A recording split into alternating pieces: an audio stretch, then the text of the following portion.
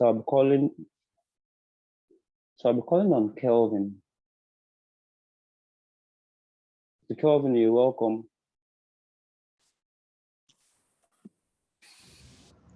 Hi, Ayo. Good afternoon. Yeah. Thank Good you. afternoon. Thank you.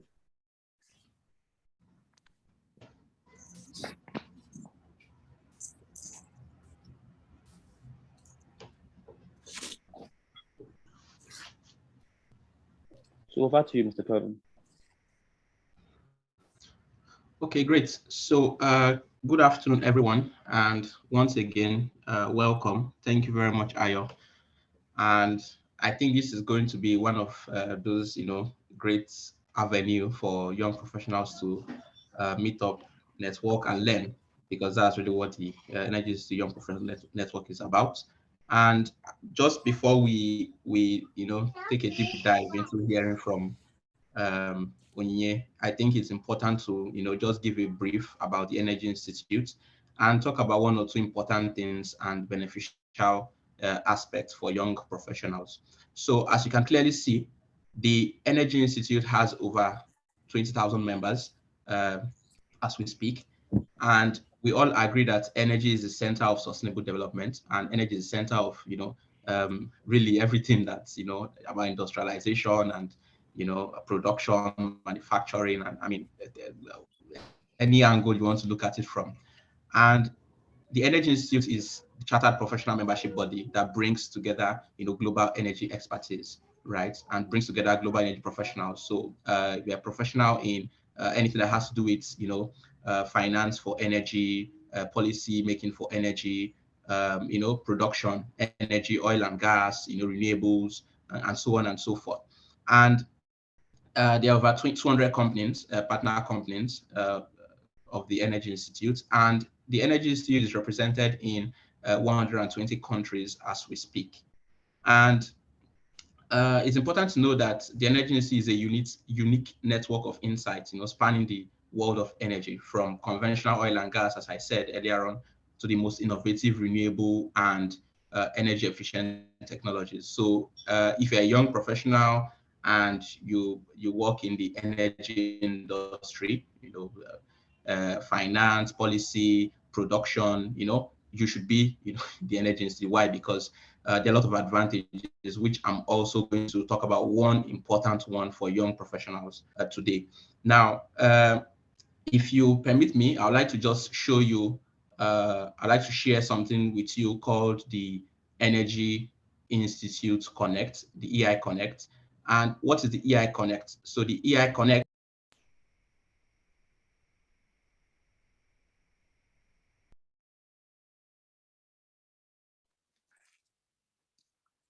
Kelvin, you're muted.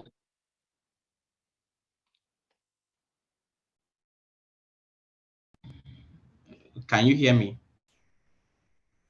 Yes. Yes, okay. So let me just, okay, please just confirm if you can hear me once I share. Can you still hear me? Yes, we can. Okay, great. So I was saying that the Energy Institute EI Connect, as it is called, is one of the solutions that the Energy Institute has, made available to its members. So associate members, and professional members. Now, the EI also recognizes that, particularly for young professionals, there's always a crossroad, right? And if you're a young professional like me, then you know also that there's a point in time where you start asking yourself questions like, what career path do I want to choose in the energy industry? What sort of job do I want to get? What should I be doing right now? And these questions are not easily, answered. And that's why it's important that we also take into cognizance the need, the essence of, mentoring. So with the EI Connect, as you can see on my screen, if you go to the Energy Institute's website, from the drop down under membership and careers, you can see the EI Connect mentoring. Now, when you click on it, it takes you to a page that basically explains what the EI Connect is. And as I also have mentioned earlier on, is a mentoring platform. So basically, the Energy Institute is giving young professionals, right, and senior professionals the opportunity to in the case of young professionals, to be able to look out and, seek for mentors, those that can help them, overcome the challenges that they are facing currently, the crossroad of, their career and in the sector. And then for senior professionals, right, the opportunity to also be available and to mentor young professionals.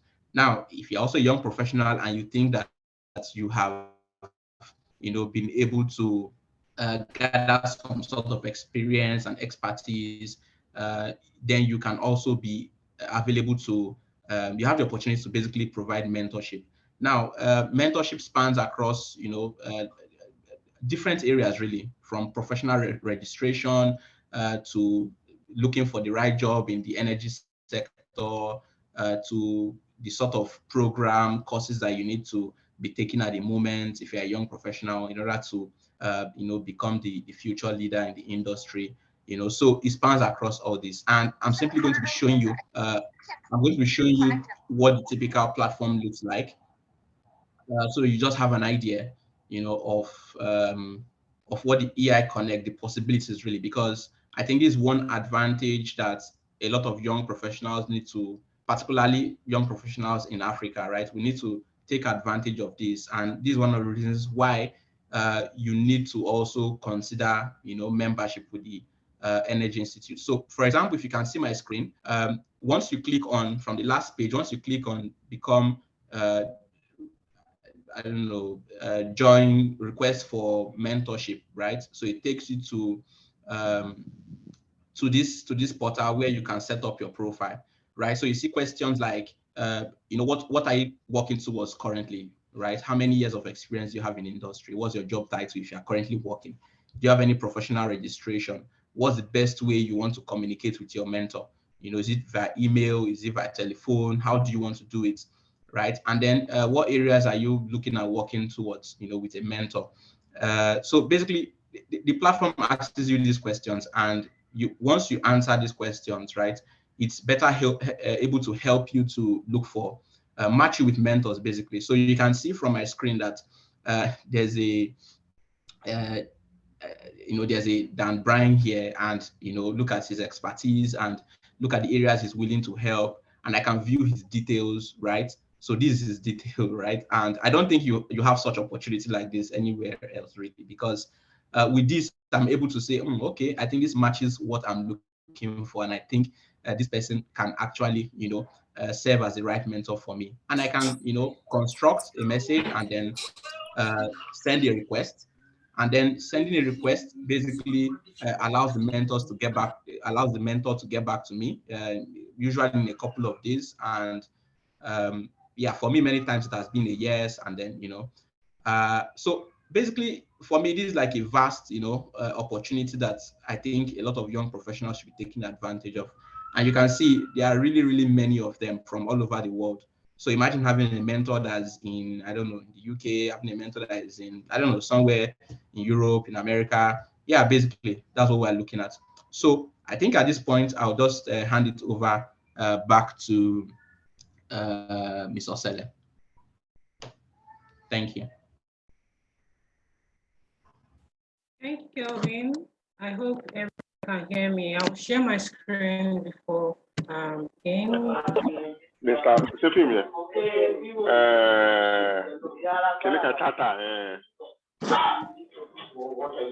Ibrahim. So now, thank you, Kelvin, for that excellent presentation and for your ever-loving support with this family, the Energy Institute. And thank you, everyone, who joined in from wherever you are within Nigeria and out of Nigeria. Thank you for joining in. I will start by introducing myself. My name is Eziabo Osele, and I am the chairperson of Energy Institute Professional Network in Nigeria. And before I move forward, I would like to tell you a bit more about the Young Professional Network. I believe my colleague Kelvin have done justice to the Energy Institute. So I want to tell you more about who we are as the Young Professional. I love to describe Energy Institute Young Professional Network as a hub for tomorrow's energy leaders, whereby we house energy professionals within the age of 18 to 35 in the energy industry. Thereby, we're trying to ensure that we draw across cross disciplines in the energy industry with diverse backgrounds, that is educational backgrounds, to ensure that they fit well with the Energy Institute. So as a young person within this age, you can fit well into the young professional network. And we provide opportunities based on our objectives, which we draw close to our heart to ensure that those young professionals get to learn. As they are learning, they get to unlearn and to relearn, and also get the opportunity to network with not just us as an executive, but their peers in the industry and also senior members as they grow forward. Because I believe that as a young professional in the coming years from now, I believe that we'll be the main decision makers in the energy industry. So that's why the Young Professional Network is a house for you to build your platform as you move forward in your career, which is an awesome one, which is also in Nigeria, I feel it is. So moving on, we have a series of activities. YPN Connect is one of the activities which we're having at the moment. We also have our upcoming activities like the Women for Women Connect, the iVitor, which we call the Industrial Visitor. We also have the YPN Cafe and Career just coming up, and the Energy Aware. So I can't conclude about the YPN without my able team, which we have the Ogochukwu, Angela, Prosper, who is always in charge of our media platform and our PR. We also have Pogbari and Tosin with Michael, Chinelo, Ayodele, Francis, and Essien. Those are my team that are behind what we have and what we keep producing and what we keep bringing for all our members and those who are interested in the energy industry as a young professional. So going on, we've had a series of activities just beyond this YPN Connect. We had a time out with the CEO in Abuja, where we had during the NICE conference. And in addition to that, we also hosted the Youth Idea Lab, which was an interesting one for youth entrepreneurs to get to showcase their ideas in NICE conference, which is actually a big platform for them to show themselves, their product and their ideas, what are they selling and what are they bringing to the table as an energy professional within that age limit. That is part of the opportunities we give to young professionals as in Energy Institute. So we also had like Women for Women Connect, also during our ESC conference, which you have every year. We had an event, which a program set for young professionals during the ESC Energy Sustainability Conference and subsequent events in the past, past events, not subsequent. So moving forward to what the YPN Connect is, why are we here at the moment?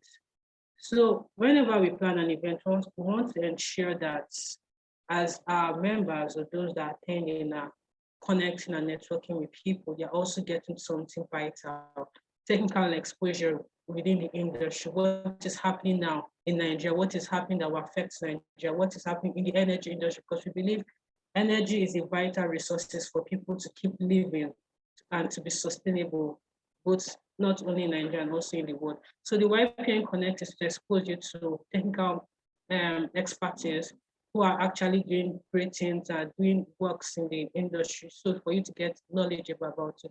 And we also have like series of objectives, which is also stated in this slide here that you can read through. So I just have to brief and run through the agenda. So this is the agenda for today.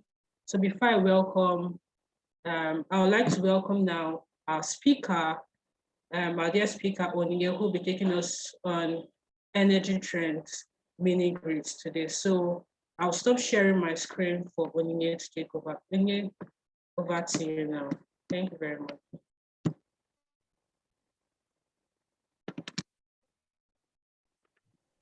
Thank you very much, Isiabo. Good afternoon, everybody. I'll try and be as audible as possible. There's some noise in the background, but I believe we can make do with it. Good afternoon, everyone. My name is Onyinye Anene-Nzelu. So today we're just here to learn, especially me. And I'll just share a bit of what I know around the mini-grid framework. And at the end of it, I'll be able to answer any questions or take in any comments that you have. But before I start, I'd just like us to engage a bit.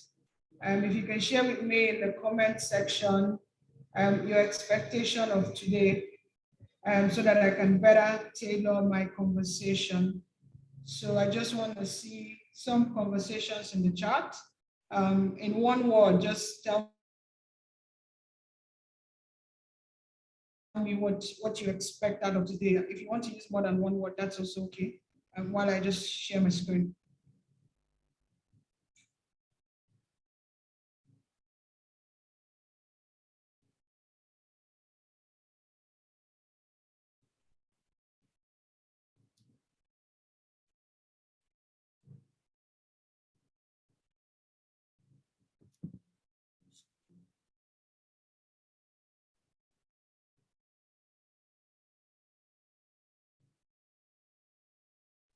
Not sure my chat is pausing, or maybe I'm not saying anything. Should we give a couple of minutes more?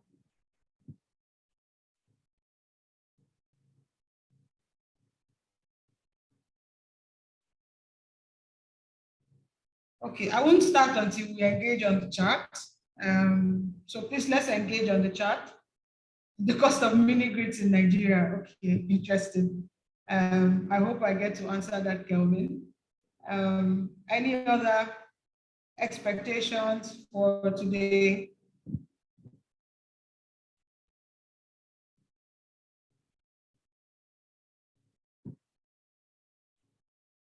So I need at least 2 more people to tell me what they're expecting to learn. Hoping to learn what an average mini grid cost is in Nigeria. Okay, so everybody wants to know cost today. I can easily answer that question. The World Bank says that it costs $1,000 to set up a mini, to connect one customer. So depending on how many customers you want to connect, you can just do that calculation. So it's an average of $8,000 per connection.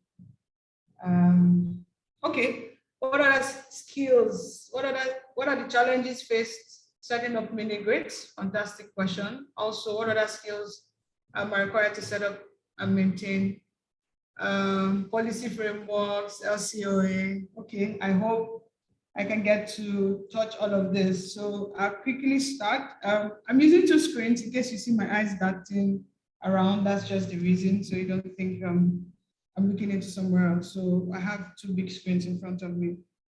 Okay, so for today, we're just going to try and walk through understanding mini grids. I'll take it first of all from a global perspective, and then I'll try and bring it down into Nigeria and our specific challenges. I'll also speak a bit about the financing and the challenges and the processes of setting up mini grids. And then I hope I'm able to meet all the expectations of this. My name is Onyinye Anene-Nzelu, head of mini grids for ENGIE Energy Access Nigeria. So first of all, disclaimer, this is just to say that the views, thoughts expressed in this presentation are mine. I'm not representing my organization in whatsoever. And then, of course, a lot of this information has been sourced from different people. I may not have given everybody credit, but this information, of course, is clearly not completely mine across boards. Before we start, and since we want to speak about Nigeria, I want to specifically first, just give an overview of the energy sector in Nigeria and why mini grids are becoming increasingly important in the Nigerian context. So some of these numbers, we know it. We have a population of over 200 million, or approximately 200 million, depending on whose parameters you're looking at. The system operator has said that we have a peak demand forecast of about 28 megawatts. This number is a bit fluid, that's why I colored it in red, because depending on who we are speaking to, the number may differ, but I can tell you the date and the time that I accessed this data. So on that date, this is what they said. We have an installed capacity of 13 megawatts, generation capacity of 7 megawatts, transmission capacity of 7.3, but generally we hover, as we all know, around 4 megawatts daily. So this graph here shows where we are. Our demand is this high, and our supply is this low. So we have a massive deficit of over 20 megawatts to fill out. And in my opinion, I don't believe that the grid alone can fill out this deficit. The grid by itself, even if we decide to keep extending the grid, we may not get there on time, to continue to fill out this deficit, because of course, extending the grid is also a very capital intensive project. So why mini grids? In a lot of recent literatures, mini grids have been defined as the superstars for bridging the energy access gap, particularly in rural areas. What you find is that the cost of extending the grid to the rural areas is typically more than the cost of them building a decentralized energy solution, which is a mini grid for off-grid communities. So when the utilities, in this instance, the discos do the cost-benefit analysis vis-a-vis the demand in these locations, and remember that in these locations, the demand is almost non-existent because the grid has not arrived, so you don't know the kind of appliances that you need. Yes, you may see some diesel power generators, but you really can't estimate the demand. So by the time the utilities do the cost-benefit analysis of extending the grid to these locations vis-a-vis the demand and the amount of money they expect to get from these locations, it's usually not a viable business. And more, and as the mini grid market gets mature, we're finding out that it is becoming the least cost system to electrify rural communities that are together, so that have a high density and of course have a significant amount of demand. So of course, once we have enabling policies and business environments, we find that it's more and more becoming easier to deploy mini grids. On the other hand, solar home systems are better for essentially lighting and doing a couple of maybe one TV here and there, but you don't find solar home systems, at least today, that are able to power productive use. So productive use appliances are things like milling machines, machines you find in factories, essentially machines that have motors, right? Solar home systems can power it. So mini grids then stand to bridge that gap to say, you know what, in this energy access spectrum, the grid can extend to certain places. You can go and put in standalone solar home systems on people's roofs, but it only provides lighting and powers a few appliances. But then when we want to talk about energy for development, energy that will power productive use, energy that will power income generating activities in these of unserved and underserved markets, you then need a mini grid. You then need to have a mini grid in those locations. So that's where the mini grid is strategically located for electrification across the country and across the continent. Again, depending on whose data you look at, and there's about an 80 million energy access gap in Nigeria. 80 million households do not have power. And of course, the grid can't get there. And again, solar home systems will not be adequate to meet that gap. So we need a mix of everything, extending the grid, building mini grids, deploying solar home systems to meet that gap. This is just on a global view, and just to also show that mini grids have been matured in other markets. According to the World Bank, this is a World Bank report, over 47 million people are already connected to mini grids across the world. The projection is that we need to multiply that number by 10 to reach the energy access gap.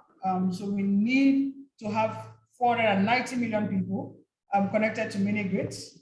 The other table just shows places that the mini grids have been installed. So mini grids have been very successful in Asia. As you can see, they have the highest number, East Asia, South Asia.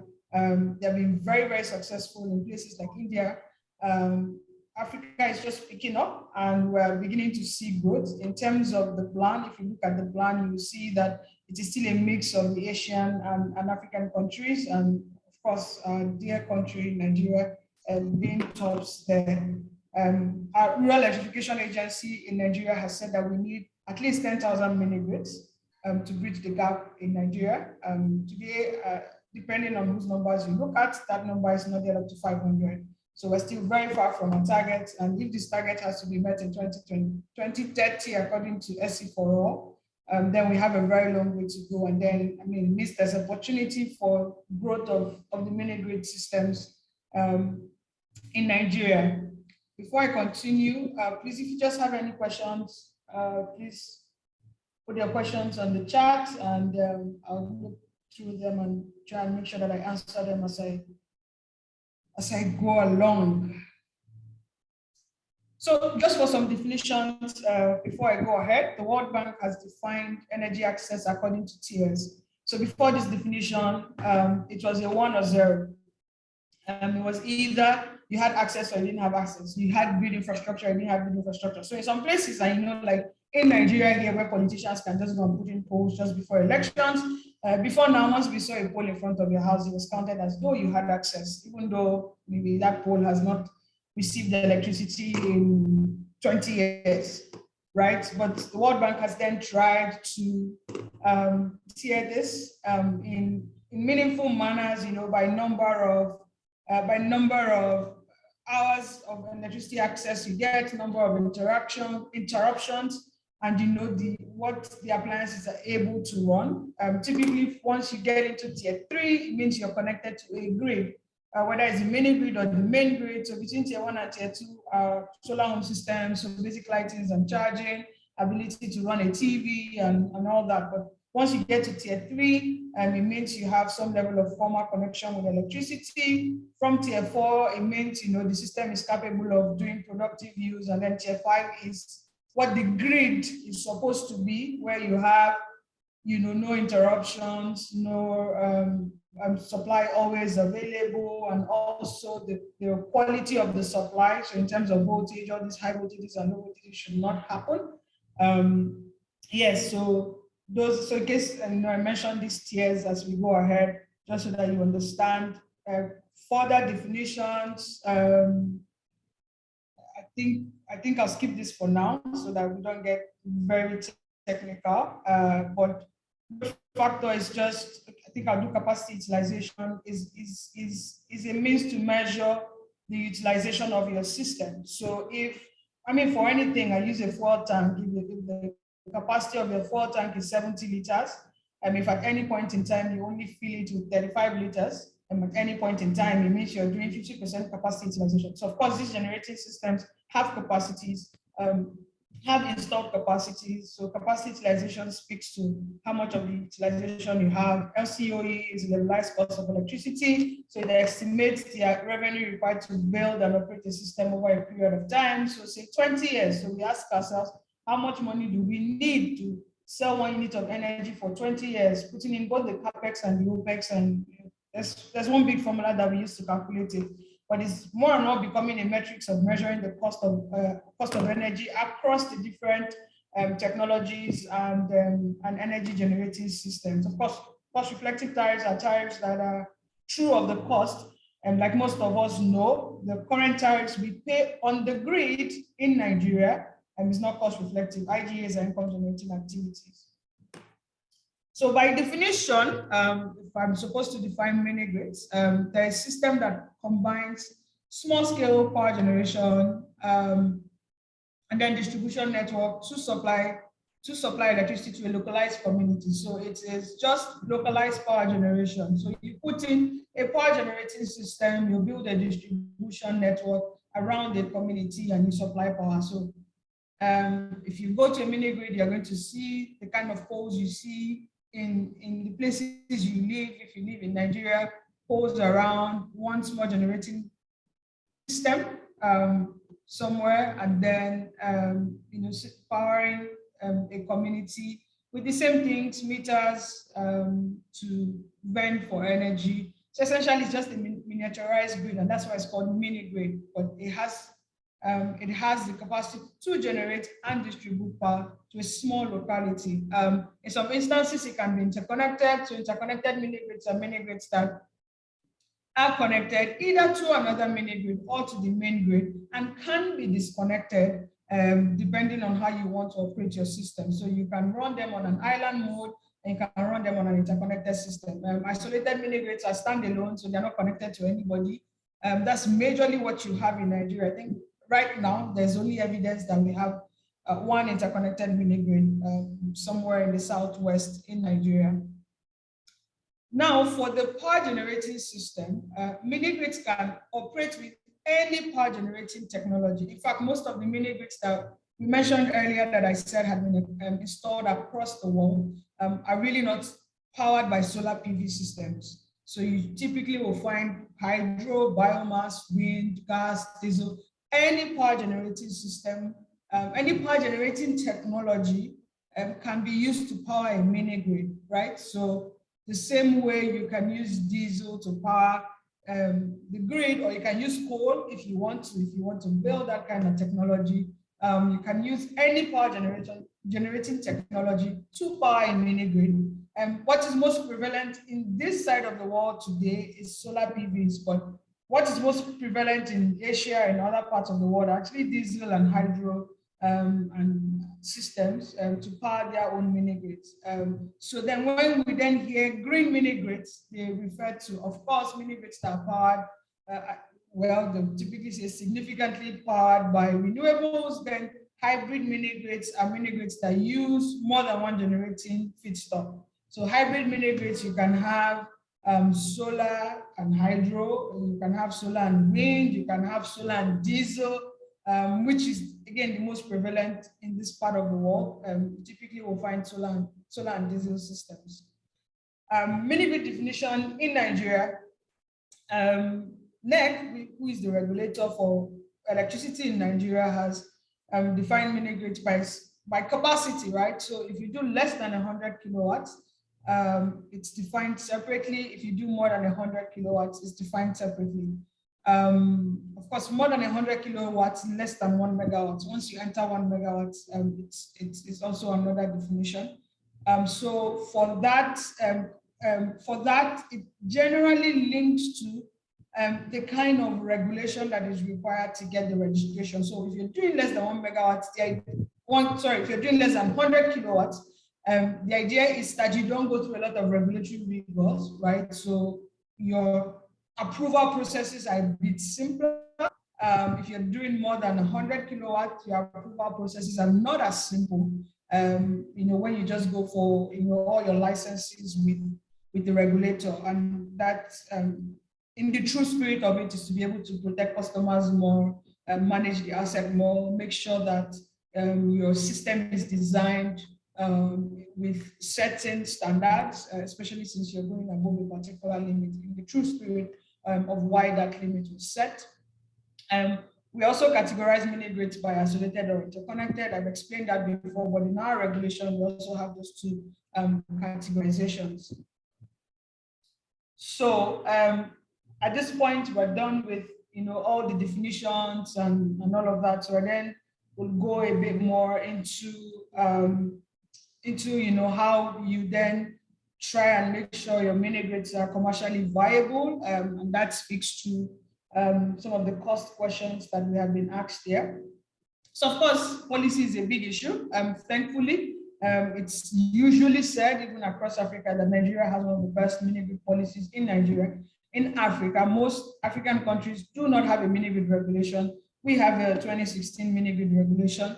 In terms of the letters of the law, it is quite clear. It's it's mostly unambiguous, and it is easy to implement. But of course, there's usually that barrier between beautifully written policies and implementation of those policies. But we have a mini grid regulation, and then you look at the technology you want to use. I've explained the technologies earlier. Critical is to make sure that you can stimulate demand, right? Because of course, if you can't stimulate demand, you can't reach the kind of financial numbers you're looking at. So I give you an example. If you put in a mini grid and all that they're using for lights and fans and all of that, maybe if somebody loads 500 naira and he's not done using it for 1 month, especially with the 5-watt bulbs that you can now buy, you won't finish it in 1 month, right?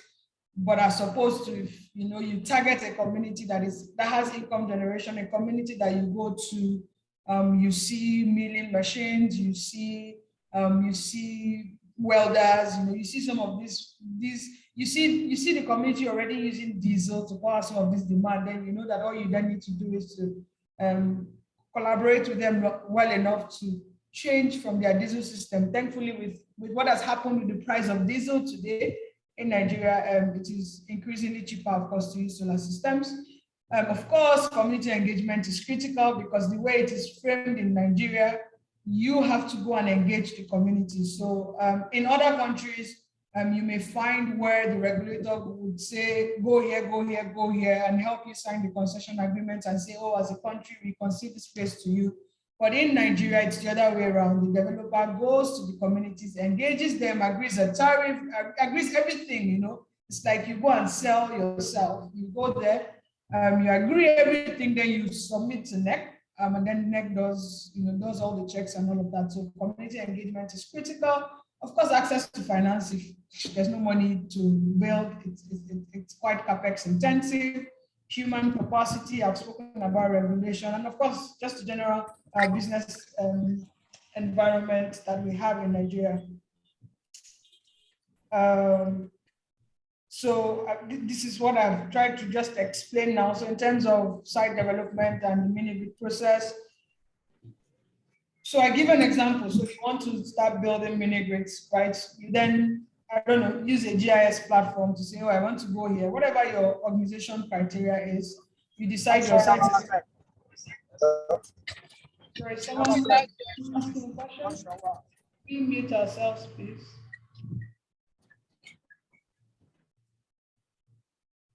Okay, so you decide a site that you want to visit and build the mini-grid. You have this community engagement. In Nigeria today, a requirement is that you actually have what is called an exclusivity agreement signed with these communities, signed with the leaders of the community, detailing a lot of things. That exclusivity agreement today gives you the right, quote and unquote, gives you an exclusive right to develop that village for 12 months. So the idea is if in 12 months you haven't raised your finance, you haven't started building, ideally you haven't finished building, that community can be under contention. So another developer can take it off you. Once you finish your community engagement, you then do your surveys, still part of your engagement, trying to find out, is this place viable? Based on whatever criteria you choose for yourself. Of course, you do your commercial analysis, you want to find out if based on these surveys, the results of these surveys, the system is viable, right? And then NEC requires a couple of more contracts. You sign all those contracts, land lease, you need to do an environmental and social assessment required by the Federal Ministry of Environment.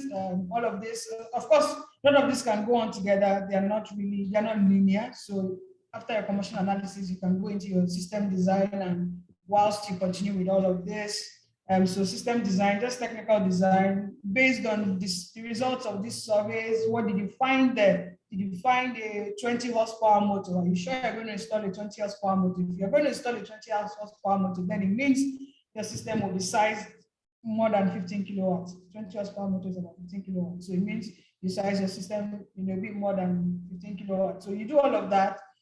Once you're done, and then you find the cost of, what's going to cost you, you put it into your financial model, you get a tariff. NEC gives us this model. So there's a template for this, the MITO model. Once you have all of this, you go for your approvals. This approval actually starts here. The moment you sign this, you start engaging NEC. And then it continues up until commissioning, right? You get your final approval at commissioning. So you submit all these documents to NEC, you do your procurement, your construction. For any mini-grid site to run in Nigeria, it must be NEMSA approved. So you have NEMSA approve your system, and then you do your commissioning and your operation. So essentially, that's how you really go across the value chain. This is just to also break it down a bit more beyond what is in that diagram, but it's essentially the same thing: feasibility studies, energy audits, baseline surveys, system design, system costing, tariff calculations. But yeah, that's essentially it. So breaking it down a bit more in terms of your site identification and selection, you do your desktop analysis, estimated connections, solar resource assessment. estimated grid distance, again, depending on your criteria, you want to be as far away from the grid as possible, because so that you don't have issues with the distribution company, because ideally, and the way the regulation is framed today, distribution licenses are geographic.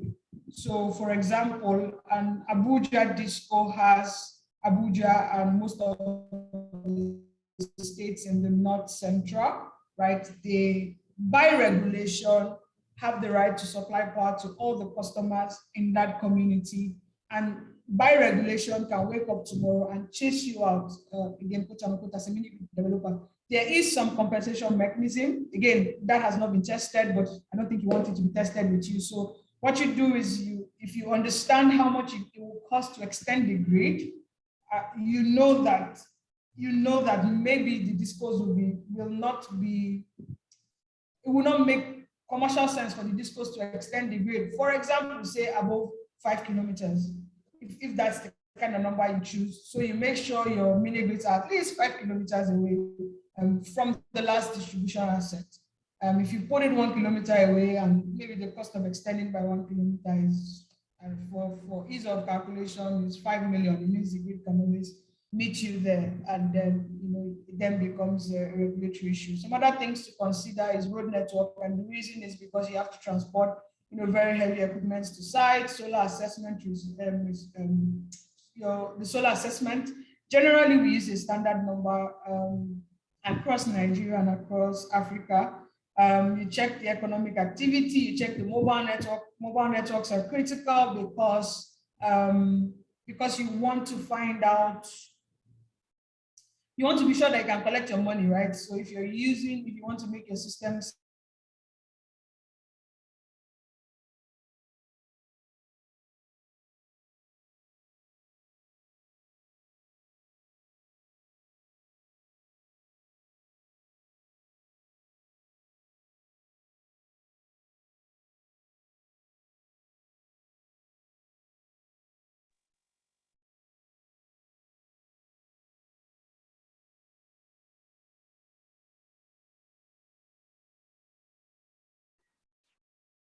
Hello, I can hear. Am I the only one? I think she might have tapped out. Network issues, maybe. Please, I can't hear you though.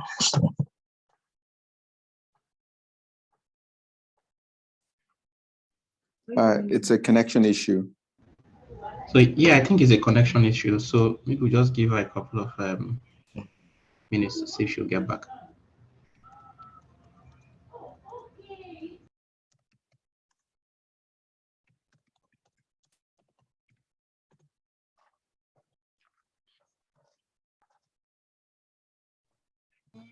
Can I continue? Apologies, my network went off.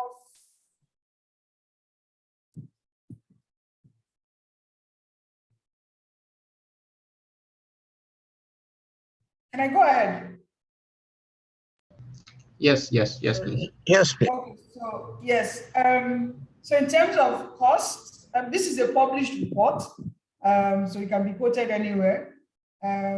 Usually in Nigeria, the tariff range for mini grids is about 100 to 300 naira. The capital expenditure goes between 30 and 100 million. There's a capacity utilization of between 2 and 100%, depending. Again, if you don't get your system design right, this will be skewed for you. Collections are way high. So mini grid collections are higher than what the grid collections are today. This is an RMI report of 10 mini grids in Nigeria, and the report is available online, and the costs are in there. I have spoken about policy in the way we have had the conversation. So this year just speaks to all the policy documents that are available that influence mini grid regulations in Nigeria.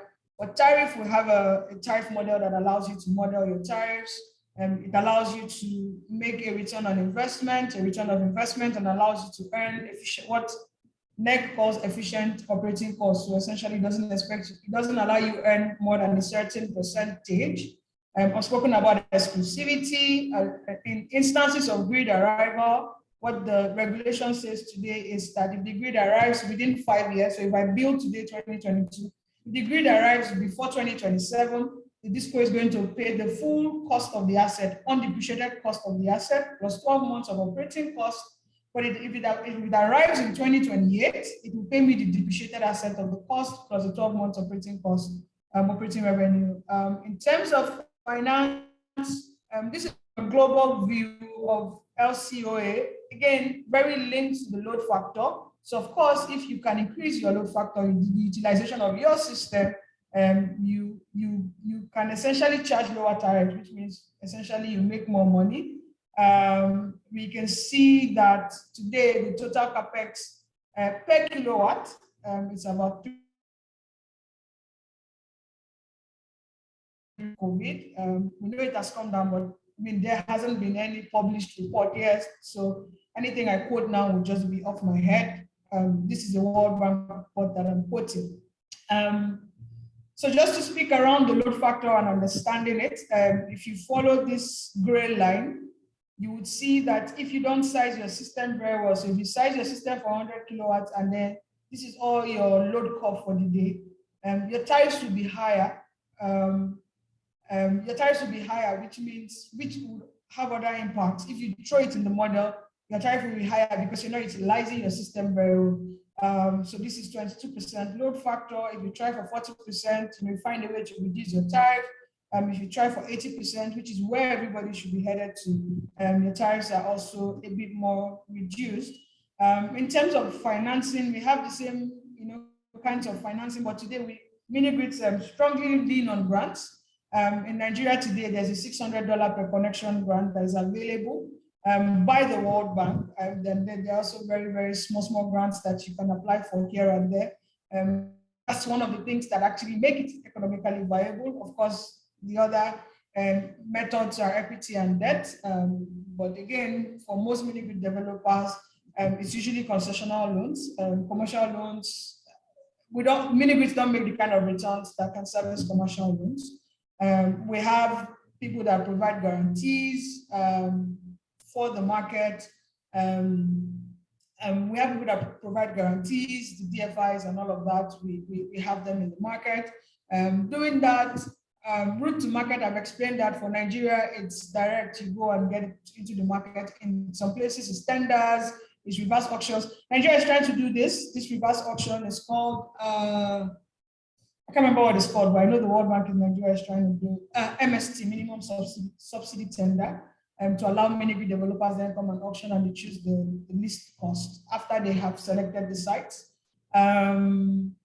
Yes, so and all of this come with their different challenges. I've explained that for debt, you don't get a lot of commercial loans. For equity, again, people want high return on investment. So the kind of equity investors you see are people that are willing to give you, the ones that have some socialist responsibilities tied to it. And that's why I mentioned hospitals and schools, because once you can show that you're connecting those people, you can find people that will give you, equity with very, very, very low hurdle rates requirements, right? Most mini grids are financed through project finance, so it's expected that the revenues will pay back the money, and a couple are still financed by their balance sheets. Pure mini grid developers are also financing it with their balance sheet, and those are the two ways that we generally will raise finance. CBN has also thrown in some money for Solar Nigeria project for Nigeria, for developing mini grids, for developing solar systems, essentially. So even both C and I, there's some CBN loans that are available for that project in Nigeria. The case study was done with Haven Hill. And again, this is a published report, so I can share it. There's a funding amount of about 100,000 euros with a grant amount of 50K USD with a term of 7 years. And I mean, the mini grid is giving about an IRR of about 8%, which was okay for the investors, and they put in their money. And from the reports that has been published, it shows that that the mini grid is making the money that the investors were promised at the time. Risks. The standard risk you have anywhere, demand risk, you're not sure you're going to meet your demand. Of course, there's politics. I can tell you politics, especially this election season. So you find that places you signed exclusivity agreements, you get there in some instances, and the politician has put in a poll. Of course, you can't fight this kind of battles. There are land issues, there are technical issues, there are procurement issues. A lot of this, the technology that is required is not manufactured in Nigeria. Policy and regulation. We have fantastic policy, but the thing is that the very contentious parts of the policy has not been tried, right? So nobody knows how the law will lean if they are tried.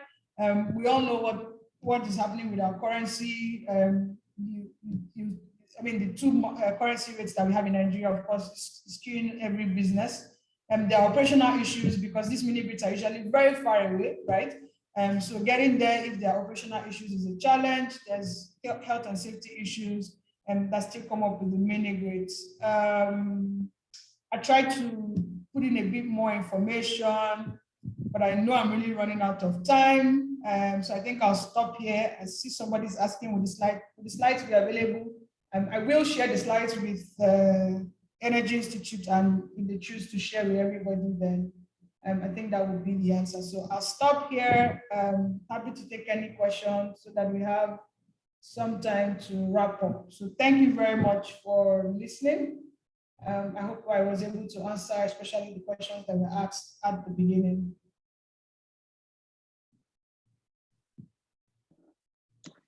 Thank you very much. Thank you very much, Onyinye, for your time. It was actually a very lovely presentation, and I'm sure we all gained a lot from what you said and what you taught us today about mini grids. Likewise, myself, I was able to gain a lot about mini grids today. So from the questions from our audience, we have one that says from Biodun, what's about the mini grid? What's about mini grid for private? Sorry. Okay, she's just asking about mini grids for privately owned estates within reach of the DISCO. I don't really get I don't know if you can explain that to her to understand. Okay, so good afternoon, everyone. This is Abiodun speaking. The question is simply the fact that you have a privately owned estate with a large family of, let's say, 50, and they decide to do a mini, or the estate manager decide to do a mini grid. The estate is located within the reach of a DISCO, so there are power assets around, but it is up to do a mini grid for the estate. Would the DISCO have the right to take over such a mini grid, or that is allowed per se? That's what the question is about. Okay, thank you very much. Very interesting question. If you notice, when I put out the policies that were involved, I put out like 4 or 5 policies because the interpretations from different documents are just very different. So the spirit of the mini grid regulation, is for unserved, and it's majorly for unserved. So mini grid regulation was written to electrify unserved communities in Nigeria, places that don't have grid assets. What you have just explained is not different from me putting a generator in that estate, and we know the DISCO can take it, right? So in that instance, and in what you have explained, it's more around, you know, you have a house and power is not constant, and as 10 people live in an estate, you decide to put in any generating technology, right? So it doesn't have to be solar systems. You can put in a diesel plant, you can put in a gas plant, you can put in a solar system. As an estate, maybe you get a facility manager, they charge you a certain amount. That is done everywhere in Lagos and in most parts of Nigeria. So in that instance, no, the DISCO will not take over your power. You just decide to seek another source of power. What in Nigeria today we refer to as captive generation. So you're generating for your consumption. Right. The problem is if you then take it out of that estate, quote unquote, and start selling to every other person, you know, and start building your own distribution lines across where the DISCOs have built their distribution lines, then it will be a problem.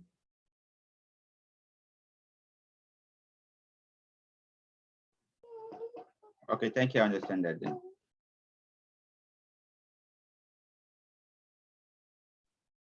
So thank you, Biodun. So as we wait for more questions to come on the chat, so everyone can drop their questions. If you have any questions for Onyinye, you can just drop it on the chat and let's proceed. So I have a question.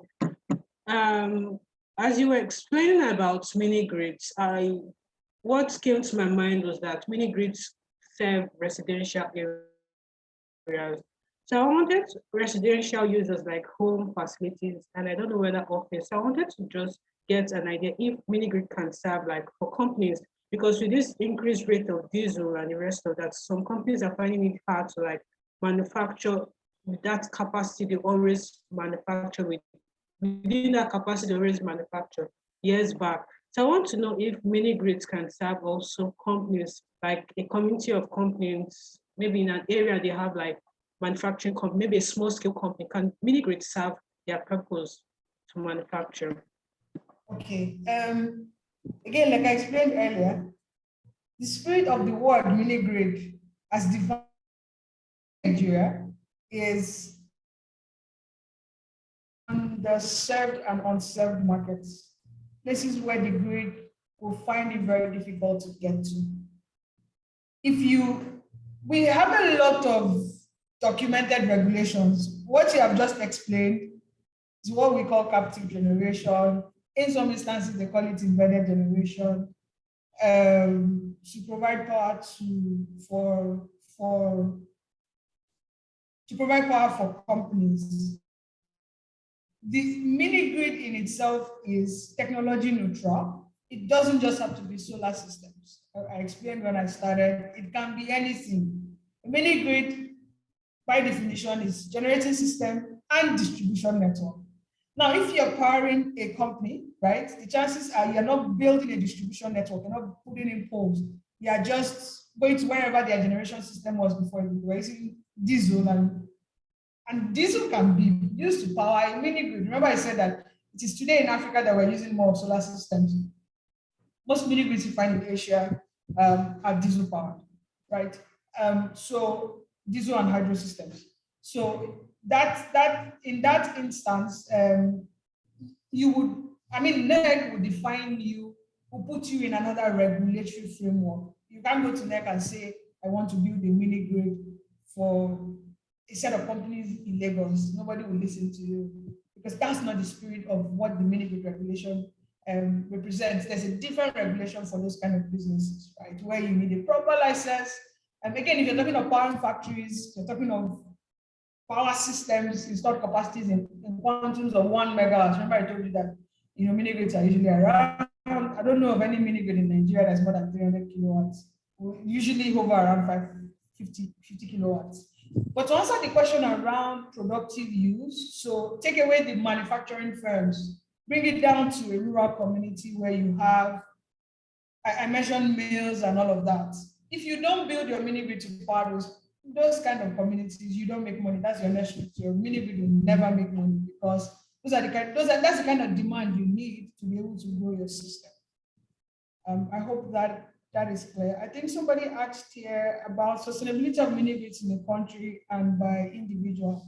I think I shared earlier in the slides that it's been proven in in Asian markets to be sustainable. In African markets, we're still not there. Depending on who you talk to and the kind of numbers you look at, it may not be seen yet as viable, and that's why right now it's driven by a lot of grants. I don't know of any markets in Africa that mini grids are not driven by grants. It's either there usually is a grant or a subsidy somewhere.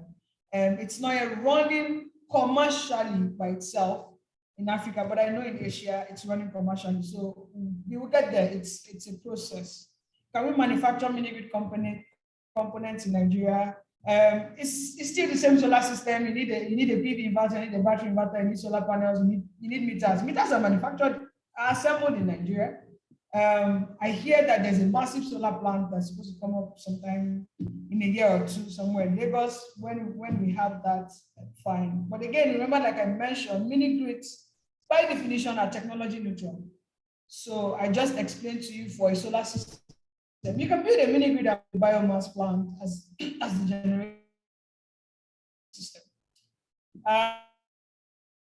Policy to sell excess power from the mini grid to the national developers run far away from the grid, but there's the interconnected mini grid. Today, one is in operation. Yes, what happens with that system is that the disco actually sells power to the mini grid. So it's this kind of thing where the mini grid, usually those mini grids are without storage, PV systems. So what is expected is that it's without storage. So the solar panels power during the day and then the disco powers at night, or whatever agreements you have. The agreements are different. Right now, we have only one. I'm only aware of one that is working. I'm also aware that GIZ is sponsoring another 24. So data around that is still it's not yet available. The one that was done, I think, in Mokoloki, sponsored by RMI. If you Google it, if you put it on the internet, you'll probably find the answers, but it's not the other way around. It's actually the disco selling to the mini grid, not the other way around. Or some sort of agreement where that could happen, or the other way it works is that the mini grid uses the disco assets. So interconnected mini grids may come in a place where the assets, the disco already has distribution assets, so they're already lines there. So what the mini grid developer does is, okay, I'm going to use your line. Say I pay you ₦1 for every kilowatt I transport on this line. Those are the ways that I know it's working now. Again, only one system available, so it's not enough data to do justice to the information. I think I've answered all the questions here. What skills are required to set up and maintain? Standard engineering skills, like I said. Mini grids by definition are technology neutral. So if you know how to couple it, if we then go with what is prevalent in Nigeria, which is solar PVs, if you know how to couple a solar system, that's speaking about technical skills, right? Speaking about engineering skills, if you know how to couple a solar system, set up inverters, install those systems, build distribution lines, connect customers, technical skills. Of course, there are finance skills. You need to understand how to raise finance, debt, equity, grants, how to do those financial models to get the kind of numbers that your investors will look for. Their commercial skills, their community engagement skills. You need to have those engagements with the community. You can see just from the policy perspective and be that policy person or be the lawyer that manages, all the legal issues. So, I mean, like with any sector, you can play in any space that is required. We require, mini grids require financiers, requires lawyers, requires commercial people, requires technical people. So any of those skills can come in at any time. I think I've gone through all the questions here. Yeah, no other questions. I'll hand over to you, Mr. Yeah. Can I quickly ask something? Can I quickly ask a question? Yes, you can go ahead, please. Yes. I have seen the process of setting up mini grid with all the stages that one has to go through. In a situation like Nigeria, I could not see, having seen that process, I could not see why a small country like Senegal is well ahead of Nigeria in terms of mini grids already developed so far. In a situation like Nigeria, how do you think professionals who are really in this field and desirous of developing mini grid for the country, for the people to have access to energy, how do you think that such process will be tenable in terms of well, we know how corrupt this society is. Before you go with all this land permits and everything, going to what is it called, the Mensa to approve your mini grid, different setups like that to do all these things. Yes, if at all you have any grant, this must have been finished before you go through all this process. Then to talk of developing the plant itself.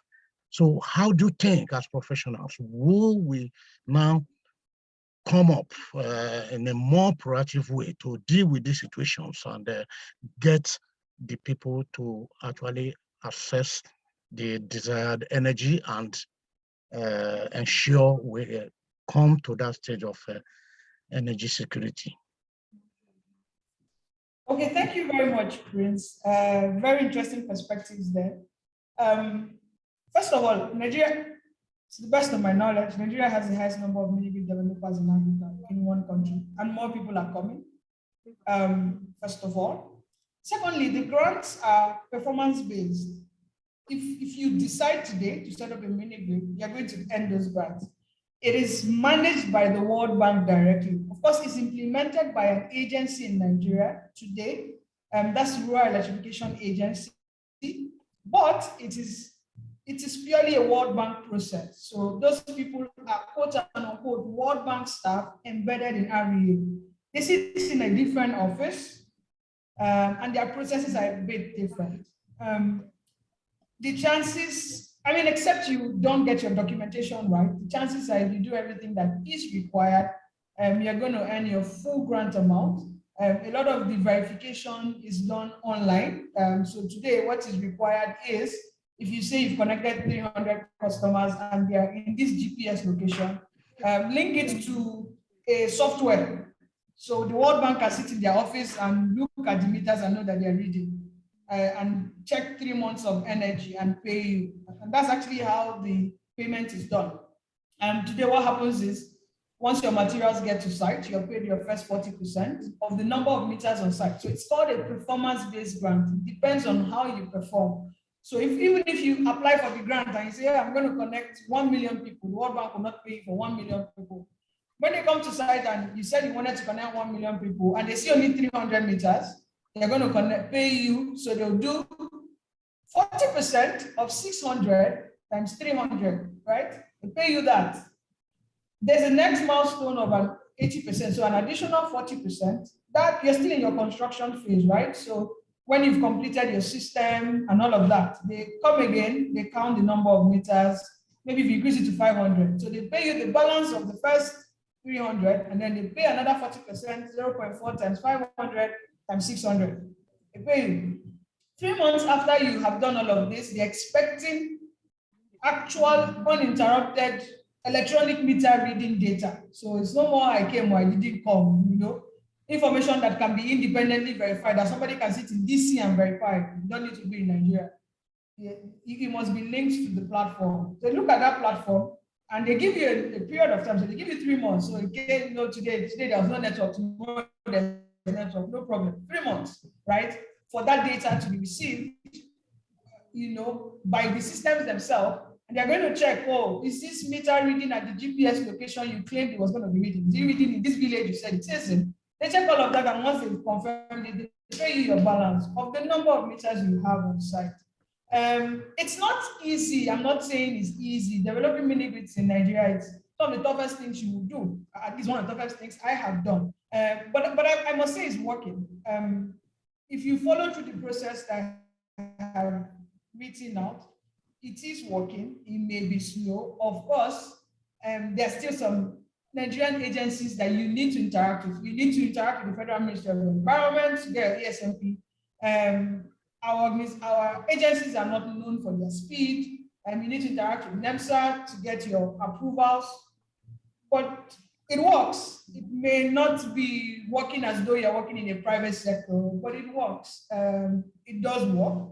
And in fact, more developers are trooping into Nigeria, especially because that last payment is independently verifiable. Nobody's stopping you. Like, you know, if you get NEMSA and get Federal Ministry of Environment, that money is waiting for you. It's not linked to any agency in Nigeria. It's linked to the World Bank directly. The World Bank will pay you. And of course, the World Bank will pay you. It's the World Bank. They will pay you, right? So it's difficult, but it works. And people have done it in 1 year, because that contract, even the World Bank contract, is a 1 year project.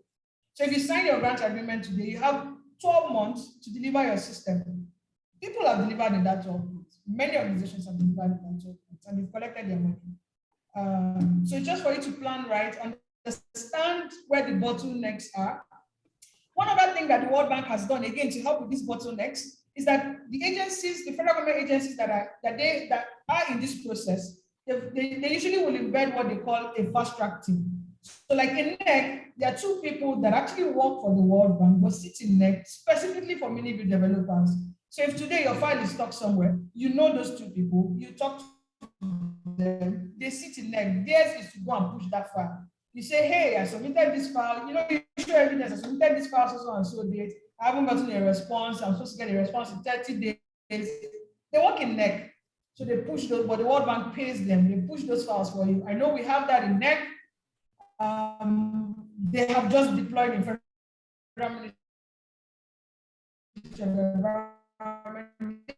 They haven't deployed in NEMSA. Again, part of the feedback we give it to them is the processes are faster in Nigeria. It works.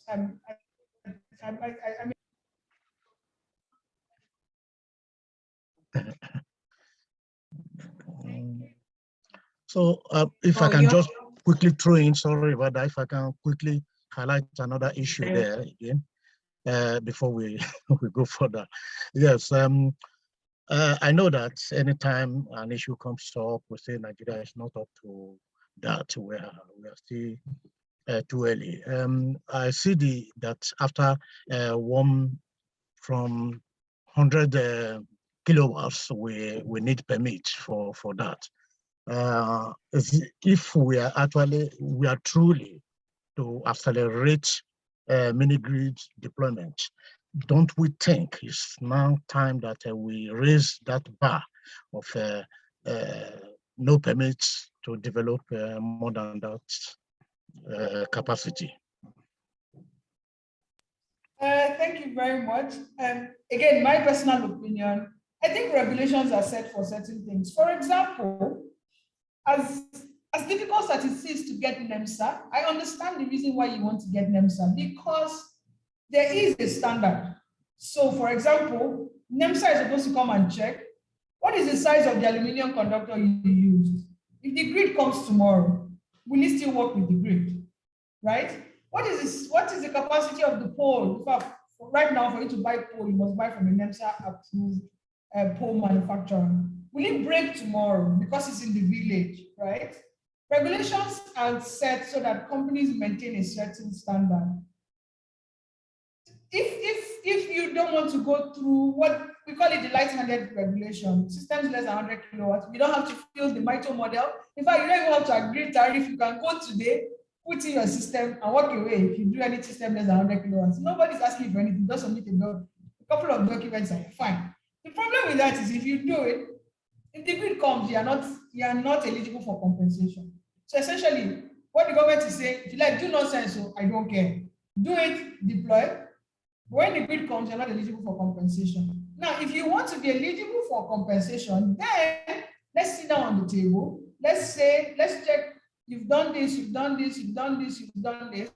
So we know you are in line with all the regulations. We know that your system is designed properly, right? It is designed by certified engineers. Your solar panels have the sun, SON license, they make sure that all those regulations are in place. And like I said, it's not very difficult. If you understand the process, you work at it, you know the things you need to do, and you do it, and you get those documents. Again, because we have what they call the fast track team embedded in NEC, if your documents are correct, it doesn't stay there for a very long time. It doesn't. It comes out quite easily. Somebody has asked, finance, how feasible is it for? No. Question. To ensure that mini projects are bankable, as you said, it's quite expensive. The only way to do that today, the honest opinion is, you can only use concessional loans.